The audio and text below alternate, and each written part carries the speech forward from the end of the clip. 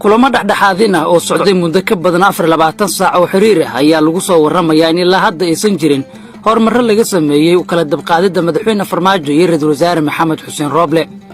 madaxweynaha maamulka Galmudug Axmed Cabdi Kaari Qorqor iyo gudoomiyaha golaha shacabka ee baarlamaanka Soomaaliya Maxamed Mursal Sheekh Cabdiraxmaan oo ay weheliyaan xubno ka socda labada dhinac ayaa wali wada kulamada gaargaarka ah oo ay la qaadanayaan madaxweyne Farmaajo iyo Ra'iisul Wasaare Rooble si xal loogu helo khilaafka siyaasadeed ee muddada dheer ka dhex jira labada xafiis. ila xogogaal oo ku dhow wasiirada kulanka ka qayb galay ayaa ii sheegay in dhinacyada isku mari laayihiin ilaa 6 qodob oo dhinac kasta ay u wato 3 qodob oo adag. waxay sidoo kale xubnaan ii sheegeen inuusan jirin ilaa hadda hal qof oo ogol inuu ka tanaasulo hal qodob oo ka mid ah qodobada uu miiska soo saaray. madaxweyne Maxamed Cabdullaahi Farmaajo iyo saaxiibadiis waxay soo jeedeen 3 qodob oo lama taabtaan u ah isla markaana haddii la fuliyo xal loogu heli karo jaawareerka siyaasadeed oo waddanka ka jira waxayna qodobadaasi ay kala yihiin 1 maamulka hay'adda NISA.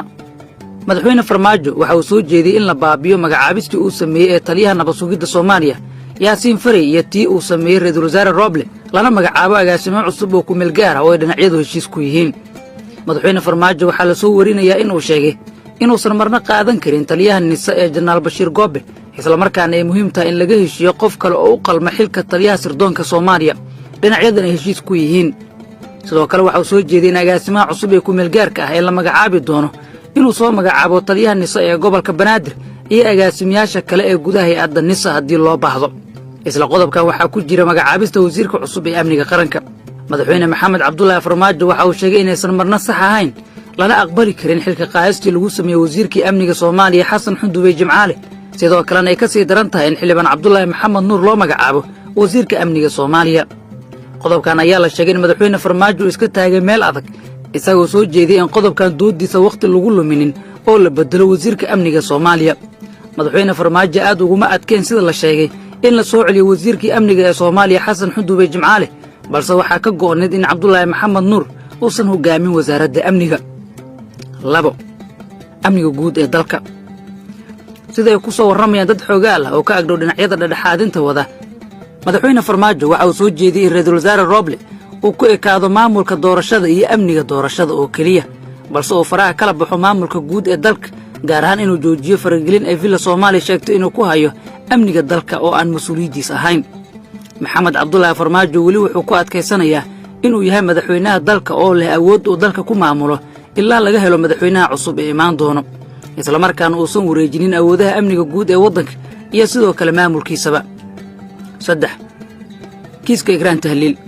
Villa Soomaaliya waxay soo jeedisay in kiiska Igraan Tahliil Faarax loo daayo hay'adaha cadaaladda kuwa amniga iyo guddigii oo magacaabay madaxweyne Farmaajo. madaxweynaha ayaa sheegay in la siyaasadeeyo kiiska Igraan Tahliil ayna muhiim tahay in loo daayo loona madax banneeyo hay'adaha cadaaladda iyo guddigii qaran oo magacaabay madaxweyne Farmaajo si loo sameeyo baaritaan qaran oo dhab ah. qodobkan waxaa la sheegay inuu ku jiro 3 qodob ee ugu adag ee dhinacyadu ka wada hadlayaan inkastoo la sheegay inay ka adag yihiin magacaabistii wasiirka amniga iyo sidoo kale agaasimaha nabad sugidda Soomaaliya. dhinaca Ra'iisul Wasaare Rooble. injineer Maxamed Xuseen Rooble Ra'iisul Wasaaraha Soomaaliya ayaa la sheegay in isagana uu diiday dhammaan 3 qodob ee uu soo jeediyay madaxweyne Farmaajo. Rooble waxa uu ku dooday inuu mas'uul ka yahay amniga guud ee dalka iyo doorashooyinka iyo in ay lama taabtaan tahay dhammaan xilka qaadistii iyo magacaabistii uu sameeyay sida wasiirka cusub ee amniga iyo agaasimaha ku meel gaarka ah ee hay'adda nabad sugidda iyo sirdoonka qaranka. Ra'iisul Wasaaraha Soomaaliya waxa uu sheegay in madaxweyne Maxamed Cabdullaahi Farmaajo oo xubnaha golaha shacabka ee baarlamaanka federaalka ah ee Soomaaliya uu ku warwareejiyay amniga dalka iyo doorashooyinka. sidoo kale Ra'iisul Wasaare Injineer Maxamed Xuseen Rooble ayaa la sheegay in kiiska Igraan Tahliil Faarax uu sheegay inuu marayo meel wanaagsan isla markaana ay u madax bannaan yihiin hay'adaha cadaaladda iyo guddigii oo magacaabay lana sugayo in dhawaan ay soo saaraan ama la helo warbixin dhammaystiran oo ku aadan kiiska Igraan Tahliil Faarax. dhammaan qodobada hadda la isku hayo ayaa ah qodobadii lagu heshiin waayay ee fashiliyay dhexdhexaadintii ay garwadeenka ka ahayeen madaxweynayaasha maamul goboleedyada Galmudug iyo Koonfur Galbeed waxaana muuqata in dhinacyadu aysan ilaa hadda sameeynin wax tanaasul ah. waxay u muuqataa in haddii aysan saacadaha soo socdo labada dhinac midkood tanaasulin in mar kale ay fashilmi doonaan kulamada dhexdhexaadinta ah ee madaxweyne Farmaajo iyo Ra'iisul Wasaare Rooble.